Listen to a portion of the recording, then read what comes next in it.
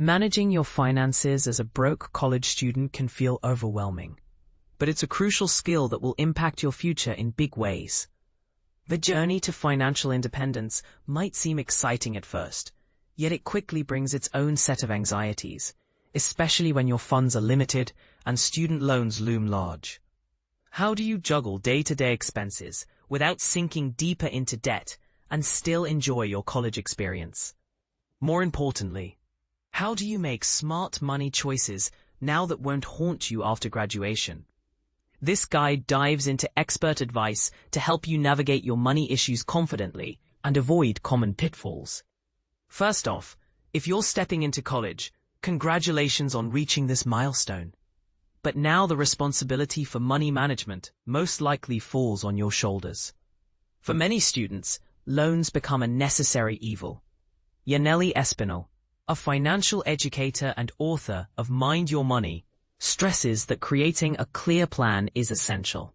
Without some basic rules and well-organized systems to handle finances, things can quickly spiral into chaos. One fundamental rule when it comes to student loans is this: your total debt by the time you graduate shouldn't exceed your first year's starting salary. This rule of thumb helps you avoid borrowing more than you can realistically pay back once you enter the workforce. For example, if you expect to make $40,000 a year at your first job, try not to rack up student loan debt beyond that amount. To estimate your potential earnings, explore resources like the Bureau of Labor Statistics Occupational Outlook Handbook, which provides detailed salary projections for various fields. Just remember that as a newcomer, you may earn less than the median figures often quoted. Another strategy Espinal recommends is something she calls loud budgeting. This means openly discussing your money concerns with friends, roommates, or family instead of suffering in silence. Many students share similar struggles with expenses like textbooks or figuring out credit cards. Talking about these money topics can make you feel less isolated and can even lead to practical solutions, maybe a savings group among your dorm mates, or challenging each other to a no-spend month. Such openness might also lead friends to share job listings or scholarship opportunities you wouldn't have found otherwise. Speaking of credit cards, if college marks your first time applying for one, tread carefully. Before you pick any credit card, do thorough research online. Compare interest rates, rewards programs, and special offers such as 0% introductory APRs that can last a year if you make timely payments. Keep in mind, however, that credit card interest tends to be much higher than student loan rates, often 20% or more versus single-digit loan rates, which can cause debt to balloon quickly. Only charge what you're sure you can pay off in full each month. Falling behind on payments not only increases your debt but can damage your credit score, affecting future borrowing power.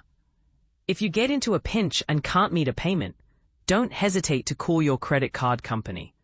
Often, they can work with you to lower the payment amount or adjust due dates temporarily, giving you crucial breathing room. When it comes to sharing expenses with roommates, a new experience for many students, it's wise to set clear ground rules early on to prevent awkward money disputes. Deciding who pays for what groceries or utilities can get confusing, and not everyone may chip in fairly. Creating a roommate agreement, a written document outlining responsibilities and financial arrangements, can clarify things and reduce conflict. Espinal advises drafting this agreement within the first couple of weeks after moving in, when everyone is still in good spirits. Online templates can make this process easier. One misconception among students is that scholarships are only for high school seniors, but that couldn't be further from the truth. Scholarships remain an option throughout college, even beyond your freshman year. Set aside just 10 to 20 minutes weekly to hunt for scholarship opportunities suited to your background and interests. The more specific you can be, such as targeting scholarships for Latino women studying art history, the more likely you are to find fitting awards. Small scholarships, ranging from $500 to $1,000, can seem minor but add up significantly over time, helping cover essentials like textbooks or tech. Even while you're still in school, Try to chip away at your student loans whenever possible. Making small monthly payments on accrued interest prevents the debt from growing larger over time. For instance, if you borrow $10,000 and 1 month of interest adds $27, paying that interest off immediately means your loan balance remains steady rather than ballooning.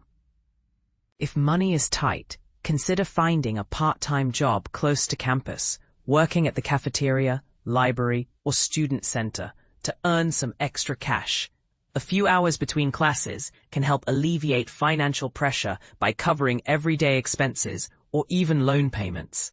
And don't let any embarrassment about working service jobs hold you back. Being proactive and earning your own money is something to be proud of. If your social circle stigmatizes this, that could be a red flag for unhealthy attitudes about money and work. Money management in college isn't simple, but by following these practical steps, you can gain control instead of feeling controlled by your finances. Espinal's advice highlights the importance of planning, communication, and taking proactive steps, from carefully borrowing to open discussions about budgets. But here's where it gets controversial. Should students be encouraged to take on any debt at all, given the risk of financial strain post-graduation? How much responsibility should the colleges and government bear in educating students about managing money versus placing that burden solely on young adults? These questions provoke important debate. What do you think? Are these strategies realistic for everyone, or do some students face barriers that make smart money management almost impossible? Share your thoughts and experiences below. Let's start a conversation about navigating the tricky financial journey of college life.